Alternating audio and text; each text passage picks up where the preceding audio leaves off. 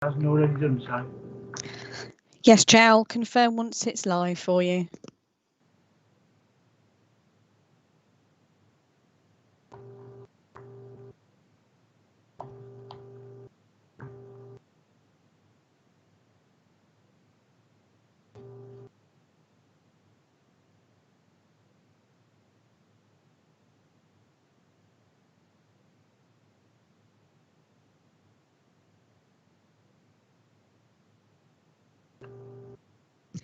We are now live streaming, Chair.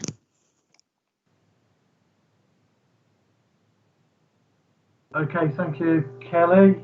And again, welcome to everybody to the second part of our meeting today. We've already held the confidential part of it. Just so that everybody's aware, if there's any members of the public watching and that, this is a virtual meeting of the Planning Applications Committee. It is being live streamed and it will also be recorded for anybody who wants to watch it in the future. Could I just do the normal reminder, please, to members just to turn your phones off or put them onto silent, and which takes us then onto, sorry, that was item number 1, announcements. Item number 2 is to receive apologies for absence from this section of the meeting. Have we got any apologies? Yes, Chair, we've got Councillor Shepherd, who sends her apologies, and also Councillor Wilson, who is being substituted by Councillor Gutteridge. Okay, thank you. Do we know as anybody else added themselves in yet? Councillor Tromans, no?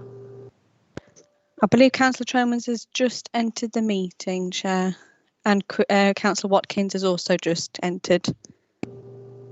Right, okay. Oh, yep, Councillor Tromans is showing up, yep.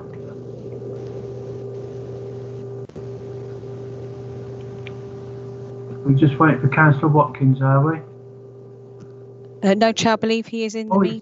There, yeah. I keep looking for it in alphabetical order and it's not. Right, okay then. So that covers the apologies and that. Item 3 is to confirm the minutes of the meeting held on the 15th of September. Is everybody happy with that? Okay, I see no dissent, so I'll assume people are happy. Item number 4 are to receive any declarations of disclosable pecuniary and other interests in accordance with the Members' Code of Conduct if they're not already printed on the agenda. But of course, if you become aware of them whilst we're going through the meeting, then you can let us know as soon as possible. Any interests? No? Thank you. Item number 5 are any declarations of contact that members may have had? Again, none. Thank you. Which takes us on to item number 6. Applications for planning permission where the public have indicated a desire to speak or have submitted a written statement to be read out by an officer. Right, so that takes us on to then item number 1, Aston Road, Nuneaton. Is it Karen, are you doing these? Yep, it's me, Chair. Just okay, bear with, I'll share my screen. Okay, thank you. Hopefully you should be able to see that now. Yeah.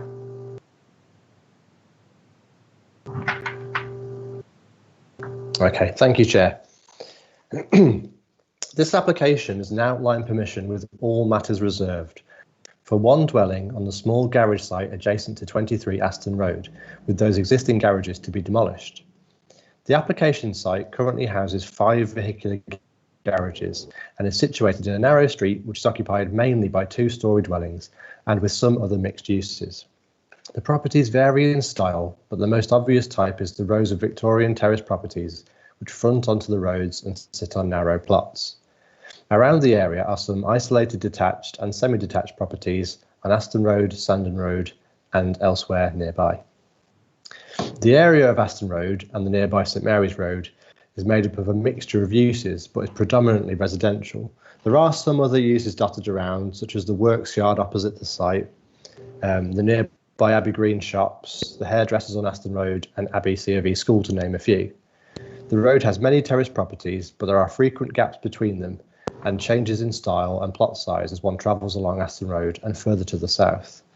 The site is relatively prominent as the corner of St Mary's Road and Aston Road exposes this site and the side of number 1 St Mary's Road. As mentioned, all matters such as access, layout, scale, appearance and landscaping are reserved for consideration at a future date.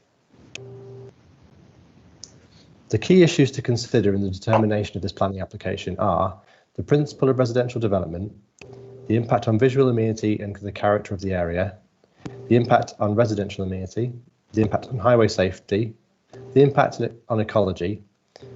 Some other matters were raised during consultation, which we'll get to later, and finally to conclude.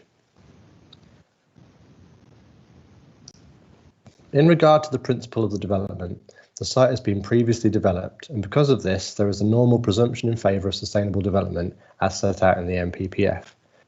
This proposed house would represent a residential use on land which is within the existing urban area and would not rely on greenfield sites for the addition of housing, and it is in an area characterised by a good deal of other residential uses. Overall, it is felt that the proposal would provide a beneficial and efficient use of the land. The area is typified by rows of two-storeyed terraced dwellings that run along Aston Road and St Mary's Road. That said, there are a number of other house types within the street, such as a pair of semi-detached houses on Aston Road and the occasional detached property, including on Sandon Road. Additionally, although there are many terraced dwellings, there are gaps in the rows, and some buildings, like the workshop opposite, are set back slightly from the road. This effect is that the street is not entirely uniform. The appearance and layout are both reserved matters, so the impact on the character which we are considering here is based on the principle of adding one two-storey dwelling to the street scene. Overall, it is considered that with adequate design at the reserved matters stage, the house could be designed so as to blend with its surroundings. In regard to the impact on residential amenity, the site is bounded by residential properties and their gardens. To the north is 1 St Mary's Road, to the south is 23 Aston Road, and to the east is the rear garden and outbuilding of 32 Sandon Road. Although appearance and siting are reserved matters, it would appear from the shape and size of the site that some form of dwelling could be sited there. The details such as window placement, the impact on privacy and overlooking, etc., would need to be assessed at the detailed phase. That said, there does appear to be enough distance to site a new house and to still respect the distance standards between any new property and nearby houses and gardens. A new house would need to maintain distances as set out in the Sustainable Design and Construction SPD, which was adopted recently. Original plans came in for 2 dwellings on this site. However, these were amended to only include 1 house, which is what we're considering here. County Council Highways were consulted on the scheme for 1 dwelling and raised no objection. Some objectors locally mentioned the current amount of on-street parking, the loss of garages, adding to that dependence, and that the road is narrow. Any future reserve matters could show in curtilage car parking, and it could provide at least 1, if not 2 spaces. It is considered that this development would not cause significant or severe harm to highway safety as a result of it. In regard to the impact on ecology, MBBC Parks were consulted and stated that the site has only a limited potential to be a habitat for birds or bats. It is considered, therefore, that there will be no significant harm to ecology as a result of the proposal. Some other matters were raised during the application. Some objectors mentioned that there could be asbestos in the garages. After consultation with environmental health, whilst it is not a planning consideration, it is recommended to add a note to any planning permission to advise the applicant of their responsibilities under the asbestos legislation. In conclusion, the recommendation is therefore one of approval subject to conditions. Thank you, Chair. Okay, thank you very much, Darren. Wendy, I believe we do have a statement from Keith Good. Yes, we do, Chair. Okay, you can do that for us, please. Yeah. The garage plot on Aston Road used to have houses built there. This leads me to believe that it is already a suitable location for a small residential development. The state of repair of the garages currently there is very bad. The roof is damaged due to a climbing plant that has dominated approximately 1/3 of the structure and is currently unsafe to use, in my opinion. Once the current tenancy has expired, I will not be renewing it due to this safety concern. If the site is left as it is, it will likely just become a piece of derelict wasteland. The site is already a target for vandals. I have had to repair the fence 3 times in less than 2 years, and I believe that once the garages are vacant, it will become an even bigger target for vandalism and other crimes, such as drug use and fly tipping. Based on these reasons, I think a more productive use for this land would be to have a developer build a house there and provide someone with a brand new family home. Thank you. Okay, thank you very much. Right, in which case, we've had the presentation. Can I move the recommendation as printed, which is to grant planning permission subject to the conditions printed? Is that seconded? I'll second that, Chair. So, who was that? Councillor Smith? Okay, does any member wish to speak? Councillor Tromans? Thanks, Chair. I absolutely understand the principle of brownfield site, putting it to good use, building a house on it, and that seems great. I'm just a bit puzzled. Normally, I understood there was a threshold that applications had to meet before we could consider them a proper application and they could be considered. I mean, this is just, to me, seems to be that a guy's basically said, give me, can I have outline permission to build a house of some kind, matters to be reserved on that plot, and that's it. Because normally, even if it's not a professionally drawn plan, it has to be a more meaningful plan than the one we've got here. Are we able to consider, if officers could just clarify, can people literally come and verbally say and pay their application fee, this is the plot of land, here's the address, can I get outline permission with all matters reserved, without having to do pretty much anything more than that? Because I thought the application was fairly complicated and had to have some meaningful plans. The one I'm looking at now, my biggest issue with it isn't that it's not professionally done or anything and it's done in pencil, it doesn't add up. So on one side, the house is 9.5 metres deep, or the plot is, to the back wall, and on the other side it's 10.5 metres, but yet it's a square. And that kind of, when it's so fundamentally wrong, it can't really be indicative. So if we could just have some clarity from the officers on what's the minimum threshold for an application. Thank you, Chair. Okay, yeah, thank you for that. I will ask Darren that, but of course, over the years, and it's a regular occurrence that we get outline applications. And in fact, the committee often get annoyed because we get an outline application, but with indicative drawings on, when, I mean, certainly for me, I've never changed my view on it. If it's an outline, it's an outline, and then you consider the stuff in detail when it comes later on.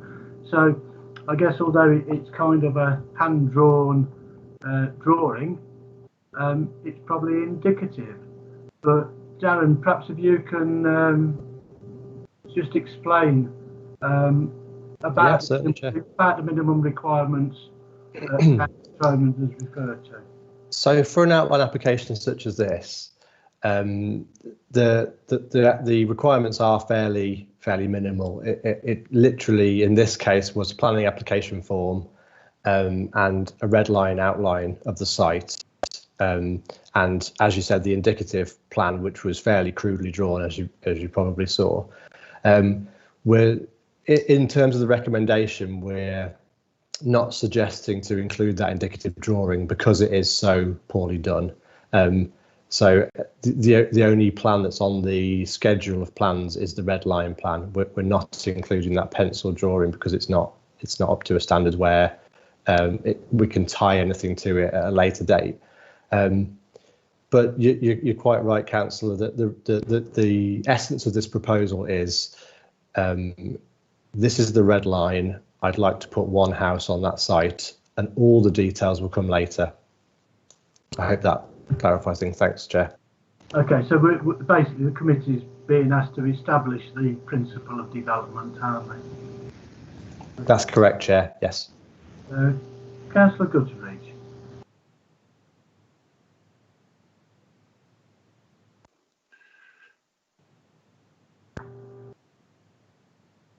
Thank you, Chair. I visited the site because I go there quite a lot up to the Aston Road and around there. Very good school, I must say. Congratulations on the teachers and the staff there. But I have grave concerns about when they construct, if it's passed for planning, could we put a construction management plan in? Because if they start coming with lorries at all times and the kids are trying to get to school, I'm worried for the highway of safety of the children. Is that something we could add on later, or what? I am learning as I go along on planning. No, it's a fair question, and I think normally it's covered by a standard condition of about hours, but in some cases we can perhaps amend that. But Darren, can you come in at that point? Yeah, that's fine, Chair. On bigger schemes, we do put construction management plans on. For smaller, minor applications such as this, we don't tend to put construction management plans on. We tend to rely on other legislation, such as the environmental health legislation, which requires work to be carried out in certain times. And obviously, if it becomes a new noise nuisance, there's that separate legislation that covers that. Certainly, if members were minded to, that we could add a condition that required a construction management plan. We generally, as I said, we generally only put them on major schemes though. Thanks, Chair. Yeah, thanks, Darren. I mean, I'm kind of happy either way, really, but I just wondered whether it was onerous for just a one property development. Chair, can I second Councillor Guttridge's proposal to have that added as a condition? You can. Right. Yeah. Right. Just at the.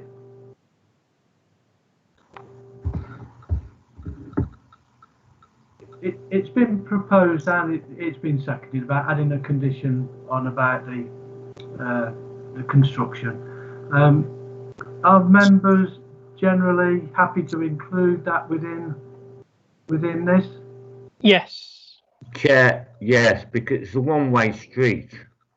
And yeah, okay, all right. Okay, so I don't see any dissent. So, Darren, we will include that because of the nature of the area. Okay, Chair. Okay. So a construction management plan which details hours of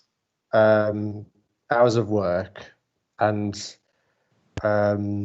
methods for delivery of materials, that sort of stuff. Would the committee be happy with that? Yes, very much so. Sorry to hang on. Yes, I think so, Darren, and of course that would be part of the detailed application coming back to us, wouldn't it? That's correct, Chair. Yeah. Okay, thank you, Councillor Phillips. Yeah, I'm just agreeing with what's been said. It's a one-way street. It's a very, very narrow there.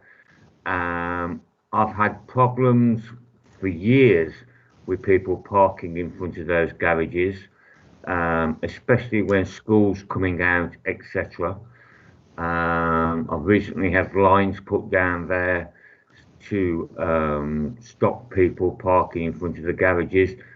I don't mind the site being used, developed with outline planning permission at this present moment in time. And it will be interesting to see what the detail will be when it comes back, Chair. Yeah, I agree with you. Is there any member not already spoken that wants to? In which case... Sorry, Chair, could I just ask a question? Have you let me finish? Sorry. Councillor Tromans, I think you put your hand up again, did you? Yeah, thank you. Yeah, if I could just ask a question, can we extend, Darren, that when there is another application in further up the road, because it's a one-way road, there are businesses up the end of the road who would be very significantly impacted by the traffic management plan. And so is there any way we could ask that it will only be a handful of letters because they're quite large businesses, all the way up to Frank Parker's? Because the number of customers that go up there, if that's blocked off that road, it could cause traffic chaos in the area. So I think they need to be notified of any subsequent application. Is that doable? Okay. What we could do, Chair, is we could consult further on the reserve matters application. Is that what you getting at, Councillor? Yeah, that would be great. So if it could just let us. I'll put a note on. Thank you. Okay. And of course there'll be site notices put up anyway, won't there? That's correct, Councillor. Yeah, that's very likely. Okay then. Councillor Phillips, did you want to come back in? No, I'm okay, Chair. Thank you very much. Okay, if you can take your hand down then. What I have done, it's just timing, Chair. Okay. All right. Okay. So with that added condition, and Darren's noted the request about when even when the main application comes in, it's been moved and seconded the recommendation to grant planning permission subject to those conditions printed and that additional one. Is there anybody opposed to that? No, I'll take that as unanimously approved then. Thank you.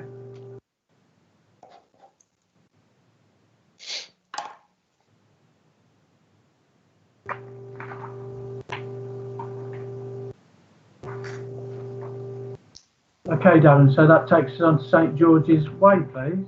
Yeah, thank you, Chair. I'll just share my screen again. Right, you should be able to see that now. This application is a hazardous substances consent for extended storage of certain classifications of substances at Univar on St George's Way, Nuneaton. The site comprises a large industrial unit surrounded by car parking and other ancillary space, with a high fence, and is near to the railway line and Bermuda station, along with other industrial units and the A444. The site is bounded by St George's Way to the east, and there is a good gap of over 100 metres between the main building and the A444. The only key consideration here is the impact on health and safety.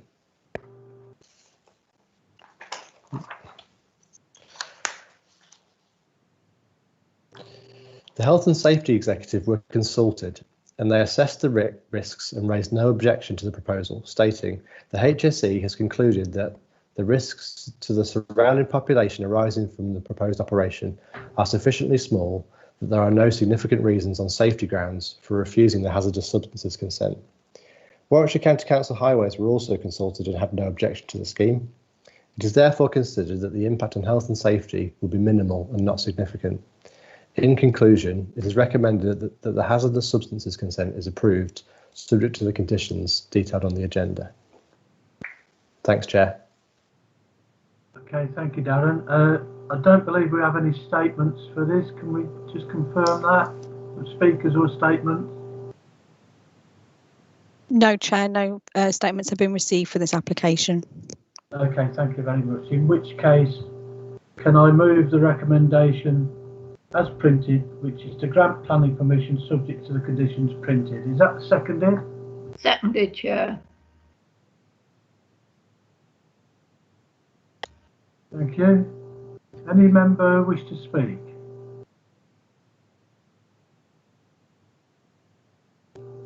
No? Okay, if not, the recommendation, as I say, is as printed to grant planning permission subject to the conditions printed.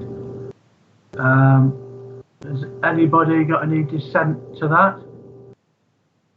No? If not, then I'll consider that approved.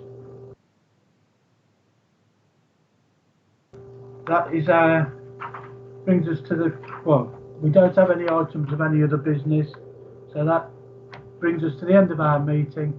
Can I thank you very much for your attendance and declare the meeting closed? And could we stop the live streaming, please? Yes, Chair, I'll confirm once it's stopped.